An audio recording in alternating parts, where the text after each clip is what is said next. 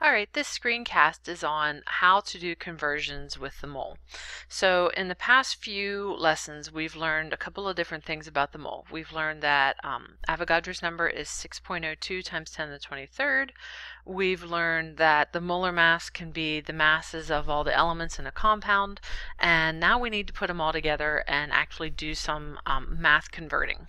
Okay, in the past, in previous lessons, we've learned how to convert like inches to feet and feet to miles, and the whole process of setting up fractions and converting and canceling the units.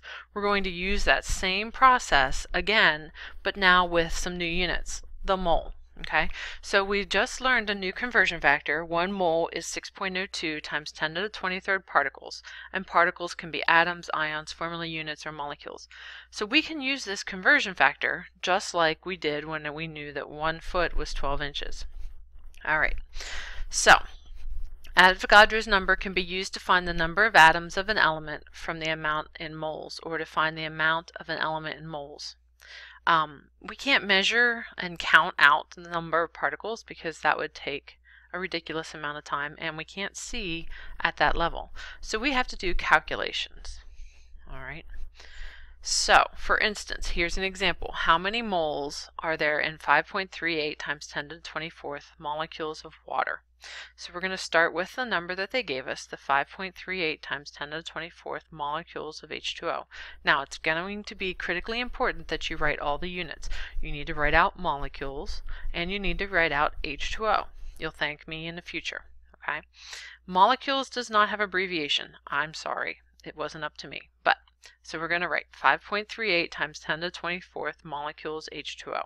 So now, in order to do a conversion, we have to cancel the molecule H2O. So where would you put that in the next fraction in order to cancel that unit? Correct, you'd put it on the bottom. So we're going to put molecules on the bottom and moles on the top. We know that 6.02 times 10 to the 23rd molecules goes on the bottom with the molecule, and 1 mole goes on the top.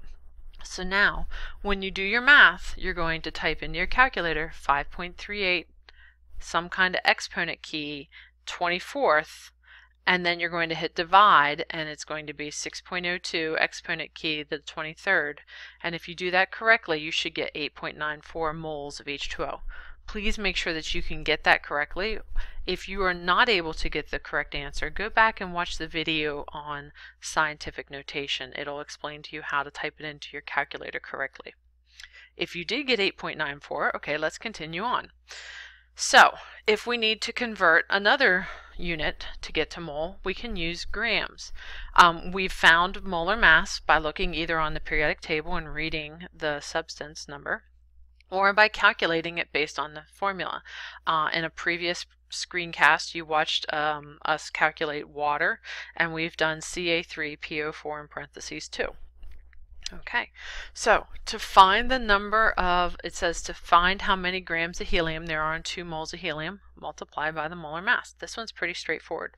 If you look at how the problem's set up, you're starting with 2 moles of helium, and we're multiplying by a fraction, and we're given from the periodic table the molar mass of helium is 4 grams per 1 mole. So we arrange our factors into either the top or the bottom of the fraction in order to cancel the units that we started with, and you can get 8 grams of helium. Okay. There is also one more conversion that you can do with a mole. A mole can be converted to liters of gases. Now, if gases are following a condition called STP, where it's a standard temperature and pressure, then you're able to use this conversion factor of 1 mole is 22.4 liters at STP. If it's not at STP, you can't use this factor then. But for the sake of what we're doing, we're going to go with yes, it is at STP. So a sample problem would look like this. It says how many liters are in 3.15 moles of CO2 gas at STP. So 3.15 moles of CO2, and you can see that we have arranged our fractions so that the moles cancel, and we're left with liters on the top, and all you do is multiply and you get 70.6 liters of CO2. Keep in mind, you have to convert your units correctly by canceling them. So whatever unit you start with is what goes on the bottom of the next fraction. All right, make sure you're lining them up and you're canceling them if that's causing you trouble. All right, so there are now 3 new conversion factors for mole. You can go from moles to grams, moles to liters, and moles to particles, which can be molecules, atoms, ions, and formula units.